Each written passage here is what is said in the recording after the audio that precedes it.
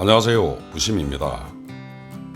파타야 시내를 다니다 보면 성태우가 운행되지 않는 노선이 많아서 매번 납장이나 그랩, 택시 등을 이용하는데 그런 것들이 불편해서 오토바이를 렌트하려고 하는 경우가 많이 있죠.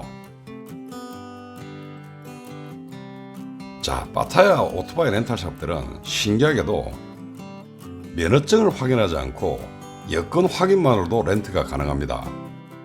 그래서 오토바이를 빌리기에는 정말 쉬운데요. 쉬운 만큼 우리가 알아야 할 것들도 있다고 생각을 합니다. 그래서 오늘은 제가 파타야에서 오토바이를 2년 정도 이 집 저 집 렌탈하면서 알게 된 내용을 정리해서 영상으로 만들어 보았습니다.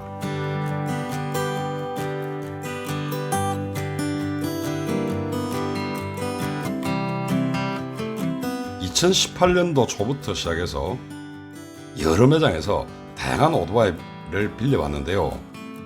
렌탈 가격은 차종이나 연식 그리고 상태에 따라 다른데 혼다 클릭 125cc 기준 또는 동급 모델 기준으로 일평균 200바트 정도 되는 것 같고요. 월 단위로는 2000에서 3000바트 정도인 것 같습니다. 그리고 그보다 상급 모델인 혼다 PCX 또는 동급 모델은 일 단위로는 평균 300에서 400바트 정도, 월 단위로는 3500에서 4500바트 정도 되는 것 같습니다. 그리고 보증금은 1000바트이고요. 오토바이에 특별한 문제가 없을 경우에는 반납 시 당연히 돌려받습니다. 자, 그런데 성수기와 비수기에 따라서 약간의 가격의 차이가 있습니다. 어떻게 타이밍이 잘 맞아서 성수기 전 비수기에 미리 빌려두면 비수기 가격으로 쭉 갑니다만 성수기 시즌에 렌트를 하게 되면 비수기에 비해 약간 더 비싸다고 생각하시면 될 것 같습니다.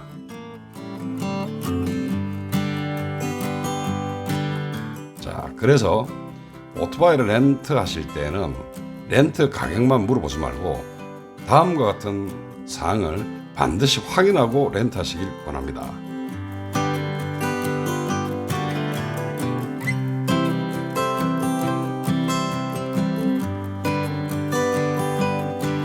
첫 번째는 보험 적용 여부인데요. 태국의 오토바이는 의무보험을 반드시 가입하게 되어 있어 사고 발생 시 의무보험으로 보상을 받을 수는 있습니다만 운전자 상해 외에는 다른 보상은 안 되는 것으로 알고 있습니다. 때문에 대인, 대물, 자손, 자차 등의 가입을 원할 경우 보험회사를 통해 개별적으로 가입이 가능한 것으로 알고 있습니다. 때문에 사고 발생 시 내가 받을 수 있는 보상의 범위가 어떻게 되는지를 반드시 확인할 필요가 있습니다.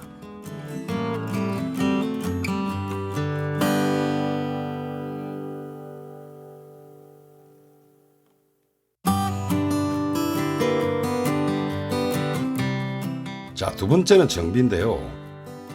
다른 곳은 잘 모르긴 하겠습니다만 제가 지금까지 이용한 렌탈샵은 엔진 오일과 각종 오일 그리고 배터리 교환 그리고 각종 오토바이 문제 발생 시 모든 것을 렌탈업체에서 처리해 주었기 때문에 저는 비용 부담 없이 그냥 기름만 넣고 다녔는데요. 이 부분도 확인이 필요하실 것 같습니다. 개중에 어떤 분은 보면은 엔진 오일도 내 돈으로 교환했다 하시는 분도 있고 배터리 차지도 내 돈으로 줬다고 하는 그런 분들이 간혹 계시던데요. 저는 아직까지 그런 적은 본 적이 없었던 것 같습니다. 제가 파타야 시내를 운전하고 있으면 엔진 오일을 교환할 시기가 되면은 렌탈샵에서 연락이 옵니다. 연락이 와서 내가 있는 숙소에 갈 테니까 오토바이를 잠시 달라.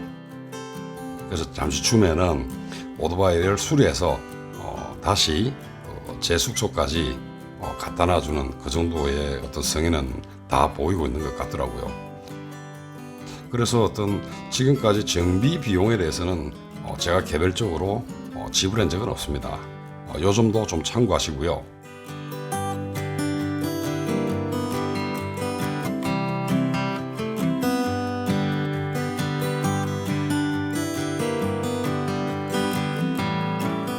그다음 세 번째는 이제 교통 위반 과태료인데요.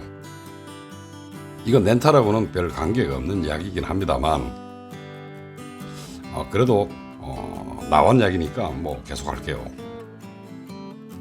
제가 직접 경험한 것으로만 말씀드리면 뭐 면허가 없거나 면허를 가지고 있지 않는, 그러니까 무면허 또는 면허 미소지, 그리고 헬멧 미착용, 주차 위반 등 웬만하면 과태료 400바트에서 끝이 납니다. 그런데 횡단보도 정지선을 위반하면 바로 1000바트입니다. 정지선을 넘어서 정차다 발견되면 바로 1000바트입니다. 따라서 정지선은 반드시 지키는 게 좋고요. 그리고 무면허나 면허 미소지는 과태료 납부 영수증만으로도 2박 3일 정도는 다시 경찰에 잡혀도 영수증 보여주는 것만으로도 넘어갈 수가 있습니다.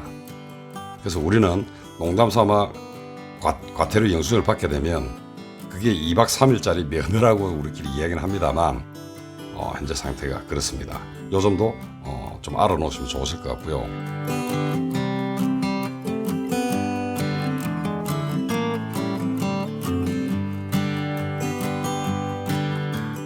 다음에 네 번째는 이제 오토바이 반납할 때 문제인데요. 오토바이를 반납할 때는 반드시 세차를 해주어야 하고요. 처음에 인도받을 때 기름이 아마 가득 찬 상태로 받았기 때문에 반납할 때도 역시 기름은 가득 채워서 반납해야 됩니다. 만약에 세차나 기름을 넣지 않고 반납할 경우에는 해당 금액만큼 아마 보증금에서 차감할 것입니다.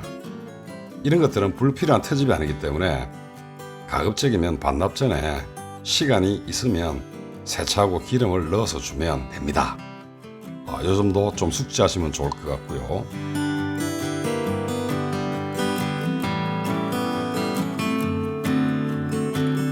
다섯 번째, 보증금 분쟁인데요. 제가 아직까지 특별한 경우가 없어서인지는 모르겠지만 보증금을 돌려받을 때 특별하게 문제가 된 적은 없습니다.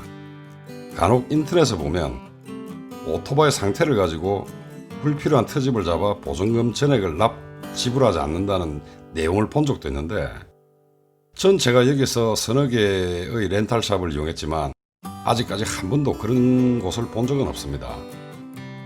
한 번은 제가 비포장 도로를 가다가 넘어져서 오토바이에 약간의 어떤 기스가 난 적이 있었는데, 그런 부분들도 그냥 아무 말 하지 않고 그냥 넘어가더라고요.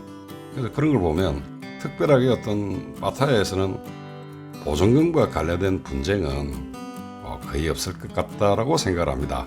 하지만 이런 부분도 좀 체크를 해 놓으시면 좋으실 것 같습니다.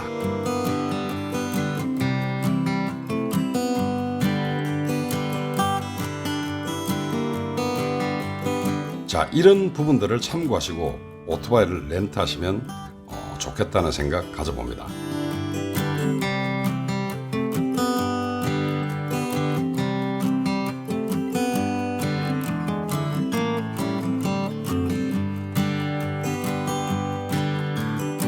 자, 오늘은 여기까지입니다.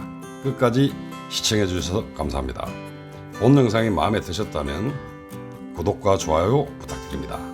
구독과 좋아요는 제가 영상을 제작함에 큰 힘이 됩니다. 감사합니다.